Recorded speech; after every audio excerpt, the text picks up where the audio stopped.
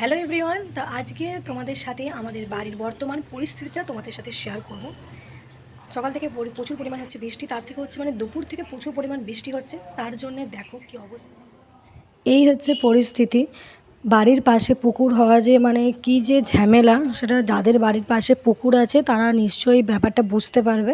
প্রত্যেক বছর বর্ষার জন্য এই পুকুরটা পুরো ডুবে যায় এবং বাড়ি পর্যন্ত পুরো জল উঠে আসে। এই ২ বছর বর্ষা না হওয়ার কারণে সেই সমস্যার সম্মুখীন হতে হয়নি, কিন্তু এবছর এত বর্ষা আষাঢ় মাসের ১ তারিখ থেকে। আর আমাদের যেহেতু রাস্তা থেকে আমাদের বাড়িটা অনেকটা নিচু হয়ে গেছে, রাস্তাটা অনেকটা উঁচু হয়ে গেছে, তার জন্যে রাস্তার জলটাও পুরোটা আমাদের খামারে পুকুরেই পড়ে। আর ধরো যে বাড়ির পাশে নর্দমাগুলো আছে সেগুলোও বুজে গেছে, পরিষ্কার করা নেই, তার জন্যও জলটা প্রায় নিচ দিকেই নেমে আসে। বাড়িতে শুদ্ধ জল ঢুকে যাচ্ছে, দেখো কলতলায় কতটা পরিমাণ জল। তো আপাতত এই হচ্ছে আমাদের বাড়ির এখন পরিস্থিতি।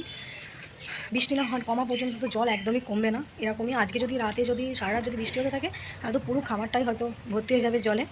তো এরকম কাদের কাদের বাড়িতে এরকম অবস্থা, যাদের বাড়ির পাশে পুকুর আছে তারা তো জানো এই সমস্যার মতন। ভিডিওটা এখানেই শেষ করছি, দেখা হবে তোমাদের সাথে নেক্সট ভিডিওতে।